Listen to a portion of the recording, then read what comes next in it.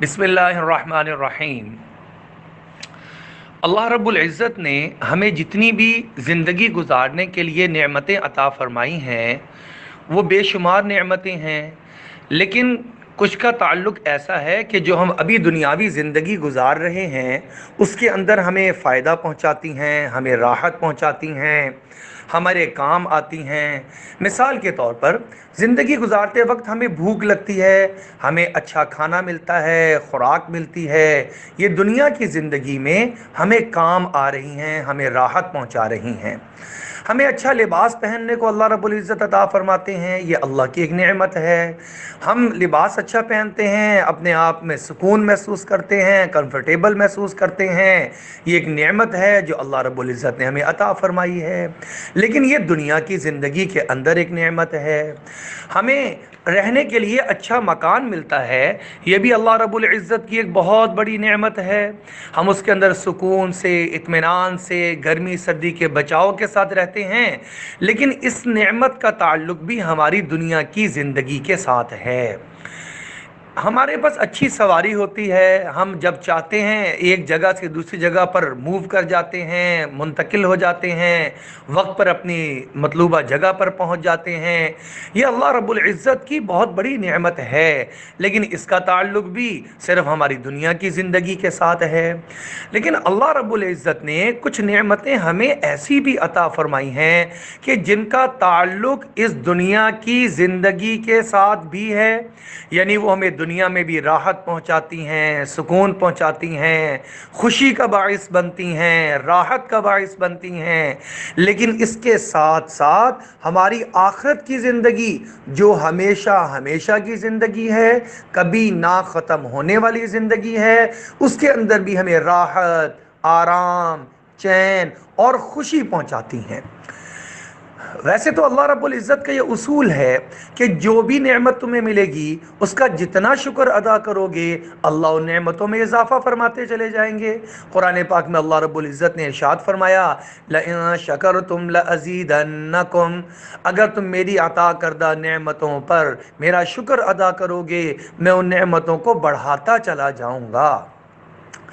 अब ऐसी नेमत जिसका ताल्लुक़ दुनिया के ज़िंदगी के साथ भी है, यहाँ पे भी राहत पहुँचाए, यहाँ पे भी खुशी का बाइस बने, और आखिरत की हमेशा हमेशा की ज़िंदगी के अंदर भी राहत पहुँचाए, वहाँ पर भी सुकून का बाइस बने, खुशी का बाइस बने। उन नेमतों में एक बहुत बड़ी नेमत औलाद की नेमत है। ये एक ऐसी नेमत है जिसको हज़रात अंबिया अलैहिमुस्सलातु वस्सलाम, जो कि इस कायनात के सबसे आला तरीन फ़र्द हुआ करते हैं, उन्होंने भी अपने अल्लाह रब्बुल इज़्ज़त से मांगा है।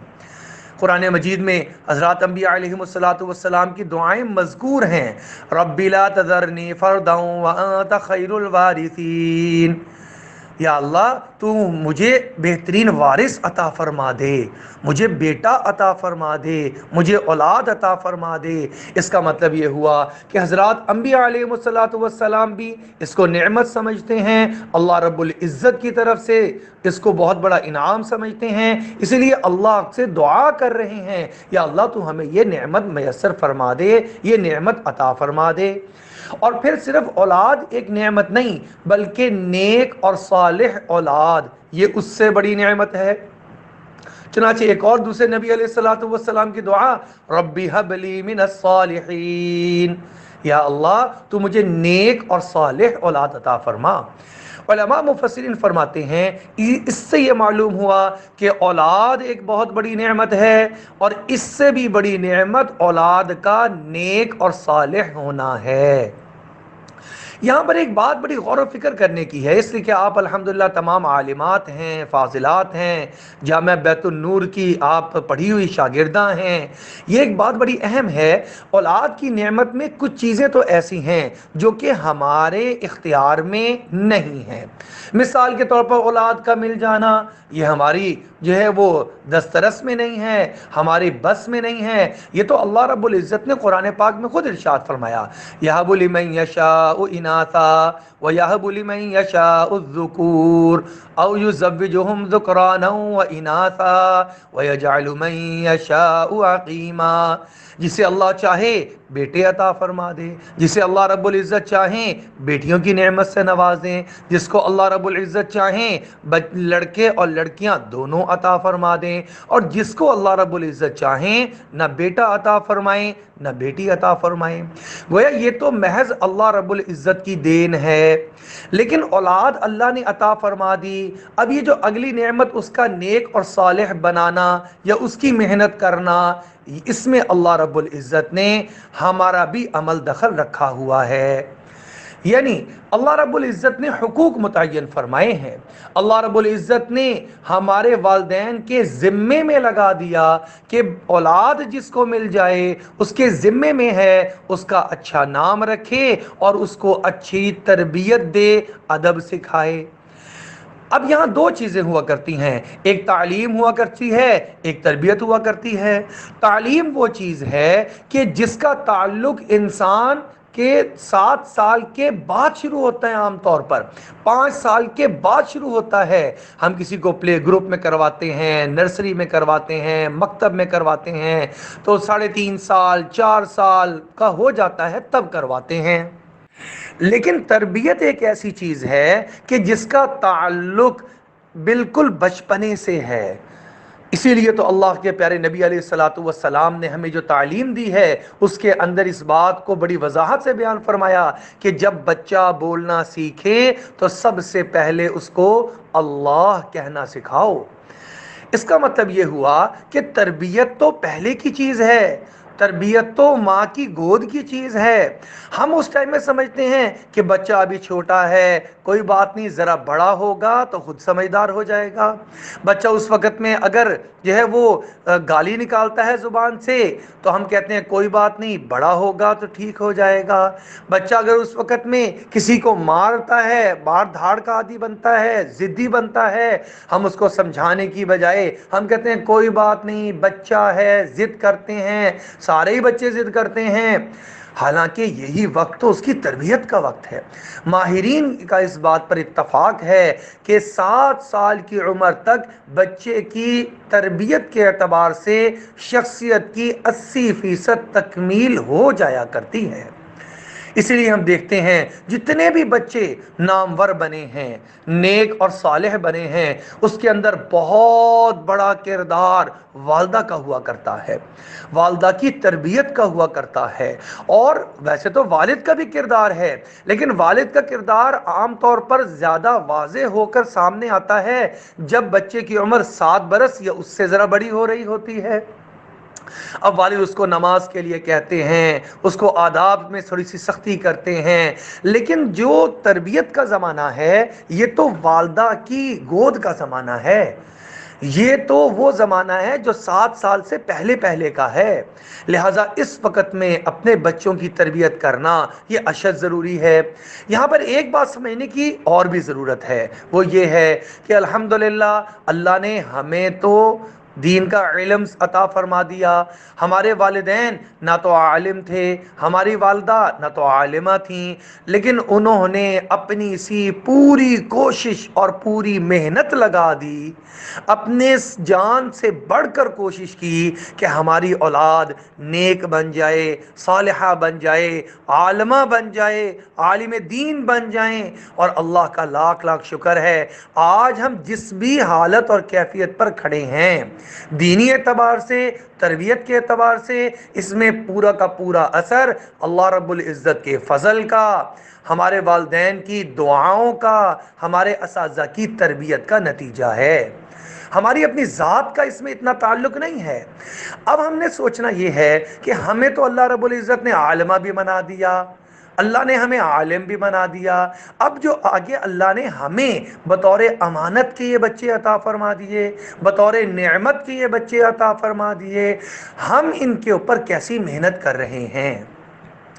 ہمارے والدین غیر عالم اور غیر عالمہ ہونے کے باوجود ہماری تربیت ایسی کریں کہ ہم عالمہ بن جائیں، اور اگر خدا نہ خواستہ ہم عالمہ بننے کے باوجود اپنی اولاد کے اوپر ایسی تربیت نہ کر پائے کہ ان کو حافظ، ان کو حافظہ، ان کو عالم، ان کو عالمہ، اچھی تربیت، حسن اخلاق، بہترین کردار، سچ بولنے والا یہ نہ بنا سکے تو سوچنے کی بات ہے، اور لمحہ فکریہ ہے کہ انہوں نے، ہمارے والدین نے ہمیں جو تعلیم دلوائی، جو تربیت دلوائی، اس کا ہم نے کتنا حق ادا کیا ہے۔ اگر آج بھی ہم اپنے والدین سے پوچھیں کہ انہوں نے ہمیں عالمہ کیوں بنایا ہے، ذرا سوال کریں تو آپ کو معلوم ہوگا کہ وہ جواب دیں گے، ہم نے بیٹا آپ کو اس لیے عالمہ بنایا تھا تاکہ آپ کی اپنی زندگی کے اندر بھی دین آ جائے، اور آئندہ جتنی نسل ہو قیامت تک آنے والی، ساری کی ساری دین سے وابستہ ہو جائے۔ یہ ان کی نیتیں ہیں، انہوں نے اس لیے محنت کی ہے، انہوں نے اس کے لیے سٹرگل کی ہے۔ تو ہم دیکھیں ہم اس مشن کو لے کر کتنا چل رہے ہیں۔ اب بچوں کی تربیت، یہ تو بڑا ہی وسیع عنوان ہے، اس میں تو ان کی جسمانی تربیت بھی آتی ہے، ان کے ایمان کی فکر بھی آتی ہے، ان کے اعمال کی فکر بھی آتی ہے، ان کے اخلاق کی فکر بھی آتی ہے، ان کے معاملات کی فکر بھی آتی ہے۔ یعنی جسمانی ضروریات، انسان دیکھتا ہے بچہ کھا نہیں رہا، پی نہیں رہا، تو غور کرتی ہے والدہ، والد سوچتے ہیں کہ اس طرح تو میرا بیٹا کمزور رہ جائے گا جسمانی طور پر، اس کو اس کی پسند کی غذا ملنی چاہیے، اس کو وہ غذا اور وہ خوراک ملنی چاہیے جس سے اس کی جسمانی نشو و نما اعلیٰ ہو جائے، یہ بھی انتہائی ضروری ہے۔ لہٰذا بازار کی چیزوں سے اپنے بچوں کو بچانا اور مضر صحت چیزوں سے اپنے بچوں کو بچانا۔ آج کل جی جو بازار میں برگر، شوارما، چپس اور بند جوس کے ڈبے اور ٹافیز، کینڈیز، چاکلیٹس، یہ ساری کی ساری چیزیں ان کی صحت کو خراب کرنے والی ہیں، اس کا خیال بھی ایک والدہ کو اور والد ہی کو رکھنا ہے۔ اپنے آپ کو بس جب کنٹرول کر لیں گے تو کہ ہم جب یہ چیزیں استعمال نہیں کریں گے تو انشاءاللہ تعالی العزیز بچے بھی ان چیزوں کو استعمال نہیں کریں گے۔ یہ بات سمجھنے کے بعد اگلی چیز سمجھنا اور بھی آسان ہے۔ جتنے بھی ہم دیکھیں اللہ والے بنے ہیں، ان اللہ والے اور قابل لوگ بنے ہیں، ان سب کی زندگیوں کا مطالعہ کریں، ہمیں پتہ چلتا ہے ان کے اوپر والدہ کی سب سے زیادہ تربیت ہوئی ہے۔ اب ہم شادی ہو کر ایک گھر میں گئے، وہاں گئے تو ہم نے وہاں پر دیکھا کہ کچھ چیزیں وہاں پر جو ہیں وہ دین کے خلاف ہو رہی ہیں۔ بھائی وہ تو نہ عالم ہیں، نہ وہ وہاں پر دینداری اس درجے کی ہے۔ اب یہاں پر اصلاح بھی کرنی ہے، ہم سیکھ کر یہی آئے ہیں، ہم نے اپنی زندگیوں میں بھی دین کو لے کر آنا ہے، ہم نے جس گھر میں گئے ہیں اس کے اندر بھی دین کو لے کر آنا ہے۔ ہمارے گھر والے میاں، ان کا ہم پر حق ہے، ہمارے ساس سسر دینی اعتبار سے ان کا ہمارے اوپر حق ہے، ہماری نندیں ہیں، ہمیں ان کو بھی دین کی طرف لے کر آنا ہے۔ لیکن اس کے دو طریقے ہیں۔ ایک طریقہ یہ ہے جاتے ساتھ ہی ہم ان کو مسائل حلال اور حرام کا درس دینا شروع کر دیں۔ بھائی یہ جو تم کرتی ہو یہ حرام ہے۔ نند کے پاس گئے، ہم نے کہا یہ تم جو ہے وہ پلکیں درست کرتی ہو یہ تو حرام ہے، ناجائز ہے۔ یہ جو تم نماز چھوڑتی ہو تمہیں پتہ ہے اس کی اتنی زیادہ نحوست ہے، جہنم میں جلو گے، اور ایسے ہے ویسے ہے۔ بتانے والی بات نہیں ہے، لیکن چونکہ آپ ہماری طالبات ہیں اس وجہ سے ذکر کر رہا ہوں کہ ایک جگہ پر جھگڑا ہوا، ہمیں وہاں پر انہوں نے کہا جی آپ کے شاگرد ہیں یہاں پر آپ آئیں، ہم وہاں پر گئے۔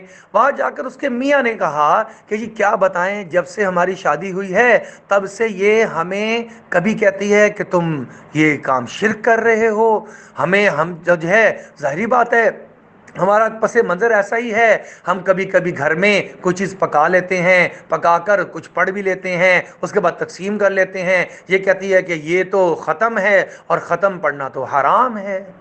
کبھی کبھی ہم نمازیں بھی پڑھتے ہیں، کبھی کبھی ہم قبرستان بھی چلے جاتے ہیں، قبرستان جاتے ہیں تو وہاں پر ہمارے بڑوں کی قبریں بھی ہیں، وہاں پر ایک بزرگ کی قبر بھی ہے، ہم وہاں پر فاتحہ کے لیے چلے جاتے ہیں۔ ہم نے آ کے بتایا، انہوں نے کہا قبروں پہ اور درباروں پہ جانا تو شرک ہے، یہ ہمیں مشرک کہتی ہیں، یہ ہماری ہر بات میں ہمیں حرام، ناجائز، گناہگار، فاسق، فاجر یہ باتیں سناتی ہیں۔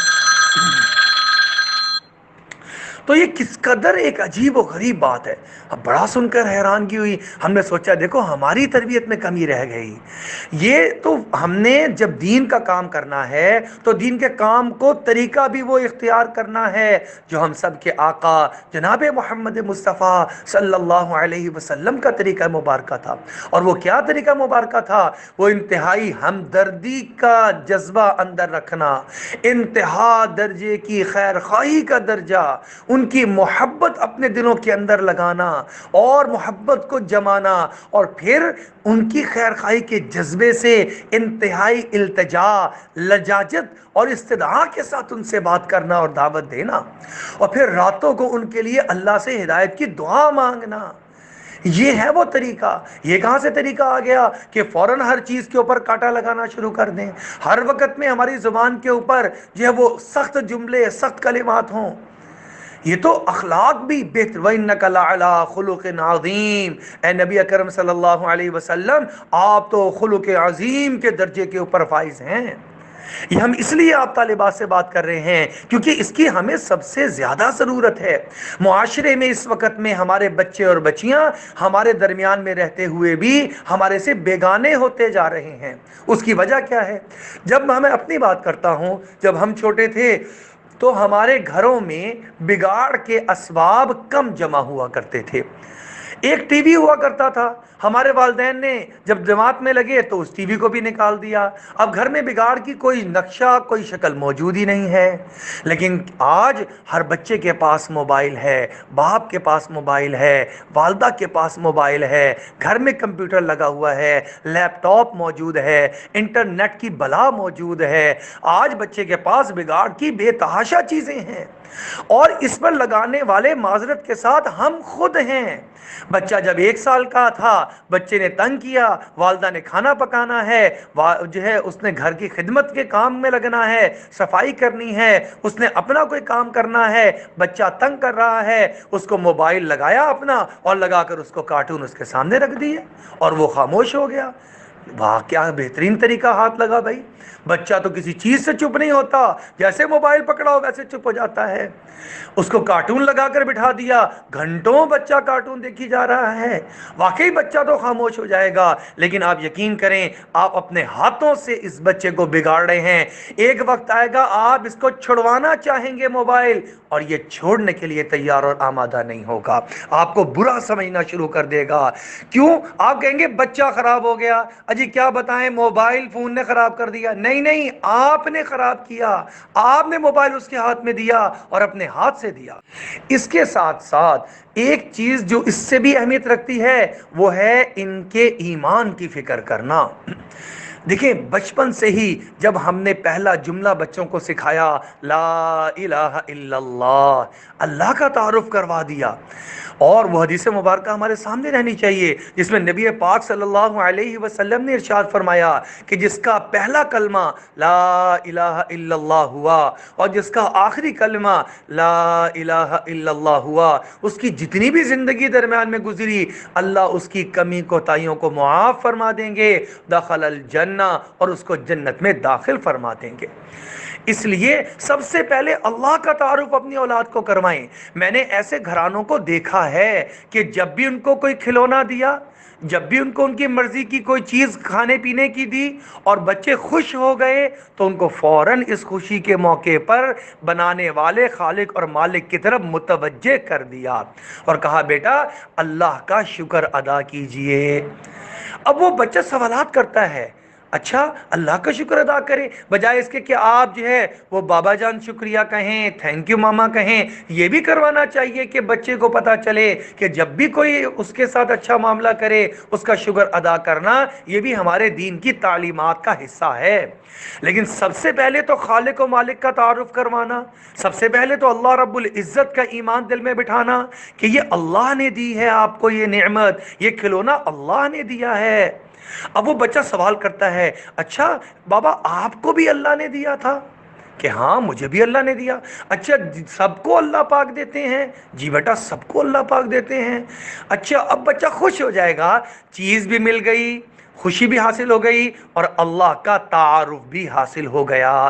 یہ ہے والدین کی ذمہ داری میں داخل اور شامل. लिहाजा पहली चीज़ क्या है, अपनी औलाद को अल्लाह की ज़ात का यकीन और अल्लाह का तारुफ वो हम करवाना शुरू कर दें। और ये तो वालदा और वालिद ही के ज़िम्मे है, बाहर से थोड़ी सीखेगा, ये तो घर में देखेगा। कि देखिए, बच्चा तो अपने वालिद और वालदा को देखकर ही नकल करता है। आपने देखा होगा जब आप नमाज पढ़ने के लिए घर में खड़े हों तो आपकी छोटी बच्ची आकर उसी तरह, अभी उसको इतनी समझ बूझ नहीं है लेकिन वो वजू है या नहीं है, आपके साथ उसी तरह स्कार्फ बांधकर, उसी तरह जो है दुपट्टा लेकर वो नमाज जो है उसमें आपके साथ आकर खड़ी हो जाएंगी। और जिस तरह आप नमाज पढ़ रही हैं, रुकू में जा रही हैं, वो बच्ची भी रुकू में जा रही है, आप सजदे में जा रही हैं, वो भी सजदे में जा रही है, आपको देख भी रही है और वो अमल भी कर रही है। ये तो हमारे ऊपर है कि हम जैसा करके दिखाएंगे हमारे बच्चे हमसे वैसा सीख लेंगे। वालिद जो मस्जिद में जा रहे होते हैं, बच्चों के ऊपर एक ज़माना आता है कि बच्चे ज़िद करते हैं हमें भी बाबा मस्जिद लेकर जाएं अपने साथ। अभी हमारे ऊपर है, हम इस वक्त में उनको रोक देते हैं या अपने साथ लगा लेते हैं। ये बच्चे सबसे ज़्यादा हमें देख कर सीखते हैं। अगर बच्चा ये देखेगा कि घर में वालिद और वालदा जो हैं वो आपस में झगड़ा करते हैं, वो आपस में एक दूसरे को बुरा भला कह देते हैं, इनकी ज़ुबान पर गाली आती है, ये किसी की गीबत में मुब्तला रहते हैं, ये तो झूठ भी बोल देते हैं। अब आप उनको हज़ार कहते रहें बेटा झूठ नहीं बोलना चाहिए, अल्लाह नाराज़ होते हैं, उनको ये बात समझ, आपका कहना उनको समझ में कम आएगा, आपका जो अमल है वो देखकर उससे ज़्यादा सीखेंगे। जिनके घरानों में जो बुराई होती है बच्चे उसको देख देख कर उस बुराई को उतना ही जल्दी कबूल कर लेते हैं। इसका मतलब ये हुआ, सबसे पहले बच्चों के ईमान की फ़िक्र करना है, फिर नंबर 2 उनके आमाल की फ़िक्र करना है। जैसे मैंने आपसे अर्ज़ किया, नमाज का एहतमाम करवाना, सच बोलने की आदत दिलवाना, एक दूसरे के साथ सिला रहमी की आदत जो है इसको पुख्ता करवाना, एक दूसरे के हाथों से दूसरे को तहाइफ दिलवाना। यानी हमने ऐसा देखा अपने असातिज़ा को, अपने मुरब्बीन को, कि उन्होंने बेटे को भी, एक बेटे को एक चीज़ लेके दी, दूसरे बेटे को दूसरी चीज़ लेके दी और कहा तुम बेटा ये इसको दे दो, और उसको कहा बेटा तुम इसको दे दो। बल्कि दुकान की ख़रीदारी के लिए गए तो कहा तुम इसके लिए चीज़ पसंद करो बेटा, और दूसरे को कहा तुम बेटा इसके लिए पसंद करो। अब ये क्या हो रहा है, ये तरबियत हो रही है कि हमने तरबियत कैसे करनी है, हम कैसा देखना चाहते हैं इनको।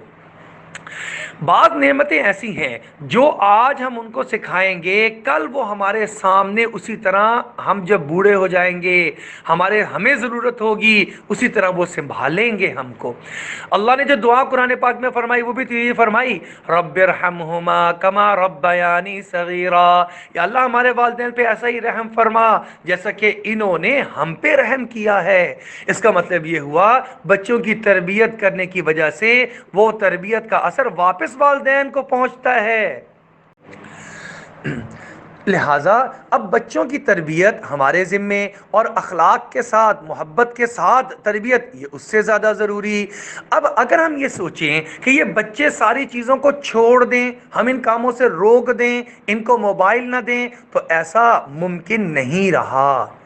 अच्छा फिर क्या मुमकिन है, इसका मैं हल आपको बात बताकर बात को मुकम्मल करता हूँ। आप इसकी मुतबादिल मसरूफियात पेश करें। मिसाल के तौर पर हमारे पास जो बच्चियां मौजूद हैं, घर में बेटियां हमारी मौजूद हैं, उनको आप कुकिंग की तरफ, फितरी तौर पर कुकिंग की तरफ उनका रुझान होता है, आप उनको कुकिंग की तरफ लेकर आएँ। उनको छोटे, उनकी जो है वो घरों के अंदर जो खिलौने हैं, उनकी गुड़िया है, उसके कपड़े सीने सिलाने की तरफ लेकर आएँ। बच्चों को किसी चीज़ में लगाएं। बच्चे को आजकल बेकिंग का बेशुमार सामान आ चुका है, उसको बेकिंग का काम सिखाएं। उससे आए रोज़ उसके साथ खुद भी लगकर उसको घरेलू कई सारी सजावट के काम हैं, सेटिंग की तब्दीली के काम हैं, और कुछ नहीं होता, घरों में फूल लगाएं, पौधे लगाएं, उसके अंदर बच्चों को मुतबादिल मसरूफियात दें। हम खुद ही मोबाइल लेकर बैठे होंगे, हमारे अपने ड्रामा सीरियल नहीं अगर उनकी किस्तें पूरी करनी होंगी, तो फिर तो बच्चा ऐसा नहीं हो सकता कि वो तो जो है वो अच्छी एक्टिविटीज़ में लगे और हम मोबाइल जो है वो पर बैठे रहें। ऐसा नहीं हो सकता। हम चाहते क्या हैं, आए बच्चे को कहा खबरदार 3 घंटे से मोबाइल पर बैठे हुए हो, बच्ची को डांट दिया तुम 3 घंटे से कार्टून देख रही हो, और उससे सख्ती से मोबाइल छीना और जाकर उसको ऊपर रखा और बोलते बोलते बड़बड़ाते बड़बड़ाते अपना मोबाइल खोलकर उसके अंदर उसका इस्तेमाल शुरू कर दिया। अब बच्चा क्या देखेगा और क्या कहेगा, आकर बाजुकात कह भी देता है मामा आप हमसे तो ले लेती हैं और ख़ुद मोबाइल पर बैठ जाती हैं, बाबा हमसे तो मोबाइल आप ले लेते हैं और ख़ुद मोबाइल पर बैठ जाते हैं। इसका मतलब ये हुआ घरों का और बच्चों का माहौल तब्दील करने के लिए सबसे पहला कदम हमें उठाना होगा, हमें नहीं मुझे उठाना होगा। मैं अपनी तरफ बात को लेकर आऊं, मुझे अपनी फी नफ्सी अपनी ज़ात को उठाना होगा। ये कदम उठाऊंगा या उठाऊंगी और थोड़ी सी जद्दोजहद करूंगी। शैतान का बड़ा सख्त मुकाबला है, उस मुकाबले में मैं साथ लगूंगी। इंशाअल्लाह यही बच्चे मेरी बात को भी मानेंगे, जिन मुतबादिल मसरूफियात में मैं लगाऊंगी उसमें भी लगेंगे। अच्छा बच्चियां हैं तो उनकी अलग मसरूफियात सोची जाएँ, लड़के हैं तो उनकी अलग मसरूफियात सोची जाएँ। लड़कों को अपने साथ बिठाएं, बिठाकर पहले तो उनका वक्त मुतय्यन करें, उनका सिपारा सुने, उस पर शाबाशी दें। वो घर का होमवर्क करें तो उनको शाबाशी दें, हौसला बढ़ाएं, उनको सीने से लगाएं, उनके माथे को चूमें, उनको इनामात दें। और उसके साथ फिर वालिद क्रिकेट भी खेलें, उसके साथ वालिद फुटबॉल भी खेलें, उसके साथ गुफ्तगू भी करें। यहाँ पर रुक कर मैं एक सवाल करता हूँ, हमारे बच्चे आज ज़्यादा मोबाइल फ़ोन के सामने बैठकर अपने आप की खुशी महसूस करते हैं या वालिद के पास और वालदा के पास बैठकर ज़्यादा खुशी महसूस करते हैं? ज़रा अपने ये सवाल हर एक के लिए, मेरे अपने लिए भी है। मैं घर में मौजूदगी के वक्त में कितना वक्त अपने मोबाइल को देता हूँ, कितना वक्त अपने बच्चों को देता हूँ? मेरे बच्चे कितना वक्त मोबाइल को देते हैं, कितना अपनी वालदा और वालिद को देते हैं? हम रिश्तों को कमज़ोर से कमज़ोर करते चले जा रहे हैं। और याद रखें, जितना हमारी बात वो बच्चा मानेगा जिससे हमारा रिश्ता मजबूत होगा, वो दूसरा बच्चा हमारी हरगिज़ बात नहीं मानेगा। ये सारी जिंदगी के लिए हमारे से अटैच होगा और इस वक्त में हमारी जिम्मेदारी में दाखिल और शामिल है। आज हमने अपनी जिम्मेदारी पूरी न की, कल को ये शिकवा किसी से मत कीजिएगा, मौलाना साहब, मुफ्ती साहब क्या करें, बच्चे बिगड़ गए हैं, आजकल के बच्चे बात नहीं सुनते। खबरदार ये जुमला ना कहिएगा, इसलिए क्योंकि आजकल के बच्चों की तरबियत आपके हाथों में थी। आपने उसके लिए क्या किया था, आपने कितनी एफर्ट की थी?